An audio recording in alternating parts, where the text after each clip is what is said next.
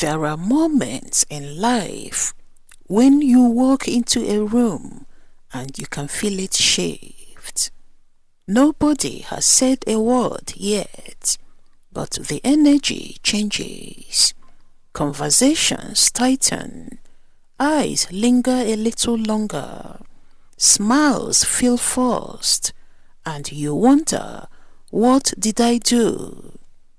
Here's the truth most people never tell you. Sometimes you did not do anything wrong at all. Sometimes your presence alone is enough to make other people uncomfortable.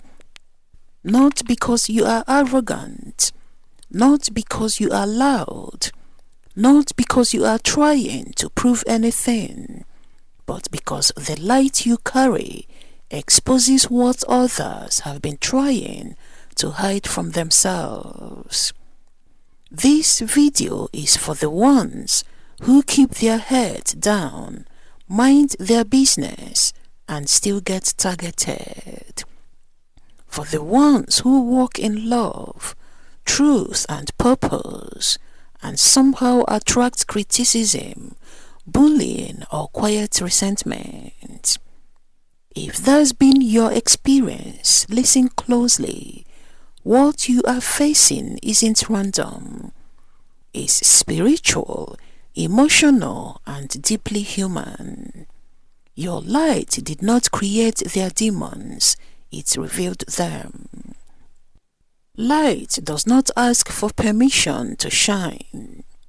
When your frequency rises, when you grow in self-awareness, peace, discipline, faith, or purpose, you don't need to announce it. People feel it. Your calm becomes loud. Your clarity becomes confronting. Your authenticity becomes threatening to those still living behind masks. You can try to shrink. You can try to be quieter, softer, less visible.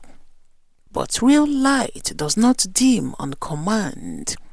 It leaks through your words, your posture, your presence, and some people don't know how to sit with that. They feel exposed even if you never judged them. They feel seen even if you never looked twice. Because at a certain level of growth, you become a mirror. And mirrors don't insult people, they just reflect. That reflection is what awakens the demon in them. Growth isn't always met with applause. Sometimes it's met with opposition. When your frequency rises, you stop resonating with low-level patterns. Gossip, jealousy, chaos, insecurity, and the people still operating in those patterns feel the disconnect. They feel left behind. They feel small, and instead of rising to meet the moment, they try to pull you back down. This is where bullying begins. Subtle comments, passive-aggressive jokes, unprovoked criticism, attempts to humble you when you were never arrogant in the first place. It's not about you thinking you are better than them. It's about them believing they are not enough, and seeing proof of that belief when you walk into the room. So they attack the messenger instead of answering the message. People don't like to sit with their own discomfort. It requires honesty, accountability, work. So instead, they project. They accuse you of being fake because they are exhausted from pretending. They call you arrogant because they are deeply insecure. They say you are trying too hard, because they've given up on trying at all. Even when you are minding your business, your existence challenges the stories they tell themselves about why they have not grown, healed, or changed. You become a walking reminder of what's possible, and that reminder hurts. So rather than face their own reflection, they try to crack the mirror. Your presence disrupts their internal lies. They told themselves they could not do better. You did. They told themselves healing takes forever. You healed. They told themselves faith does not work. You walk in peace. You don't even have to speak. Your life does the talking for you. And when someone has built their identity around limitation, your expansion feels like a threat. This is why some people watch you closely, not to learn, but to look for flaws, to find insecurities they can exploit, to poke at wounds and see what reacts. Because if they can prove you're broken too, they don't have to change. At a certain level of consciousness, you stop reacting the way you used to. You don't feed drama. You don't chase validation. You don't beg to be understood. And that calm, that composure, that inner alignment, it terrifies people who are still at war with themselves. You reflect their lack of discipline, their lack of faith, integrity, and self-love. Not intentionally, not maliciously, just by being you. And instead of doing the work, they call you the problem. This is not new. This is ancient. Christ experienced this same resistance. The Pharisees and Sadducees admired his teachings. They recognized his intelligence. They saw his authority. They felt the power behind his words, and they hated him for it. They could not stay away from his presence, yet they could not tolerate what it revealed within them. His light exposed their hypocrisy. His truth challenged their control. His compassion threatened their systems. So the demons manifested. They plotted, criticized, searched for faults.